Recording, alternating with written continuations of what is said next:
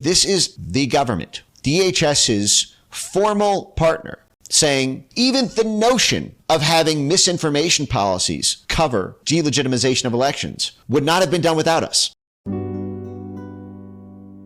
So what they're going to say here is EIP, it's the Election Integrity Partnership, which would respawn after the 2020 election as something called the Virality Project to do exactly what they did for election censorship for COVID censorship. And this is the Atlantic Council with 7 CIA directors on its board and government funding from the Pentagon, government funding from the State Department, government funding from the National Endowment for Democracy. Graphica was the second one in EIP. They get $7 million worth of Pentagon contracts, so government funded. The University of Stanford and the University of Washington, who are both government funded through the National Science Foundation. All 4 of these are government funded to do censorship work. And here they are all collaborating after the 2020 election. There is 13 of them all on this Zoom call. And I have another clip where they talk about the huge teams of 120 people in this apparatus. Now, this is really important. Now, here they go over how they got the platforms to put in the delegitimization terms of service. And that was the one that had, by their own math, 22 million tweets that they designated as being relating to misinformation narratives, and therefore censorable under this delegitimization thing. If you question mail-in ballots, that delegitimized the election.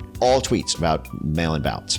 All tweets about early voting drop boxes, all tweets about ballot tabulation issues, all tweets about Dominion or Smartmatic or any of the issues with the voting machines, all censorable under this new terms of service policy. They even have a timeline of the grid of every social media company that instituted their delegitimization policy, including the very day they launched. Facebook did it. Of course, Alex Namos came directly from Facebook.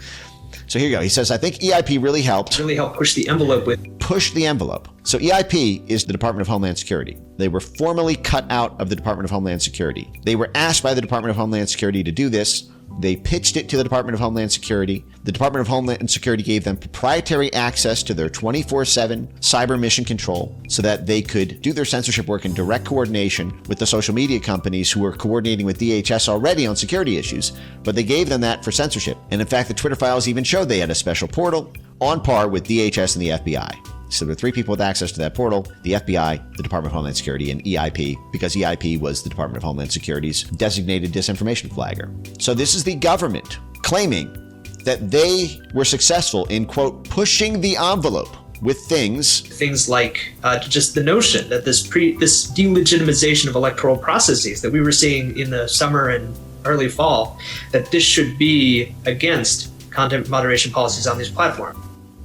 Did you hear that? I know I've played this clip a million times, but this is the government, DHS's formal partner, saying even the notion of having misinformation policies cover delegitimization of elections would not have been done without us. Just the notion that this delegitimization of electoral processes that we were seeing in... Just this notion. They wouldn't have even had the notion to censor tens of millions of pieces of content for, quote, delegitimizing the election unless we, the government, applied pressure. That should be page 1 of the complaint and the very first sentence of the oral argument presented to the Supreme Court of the United States. It's a slam dunk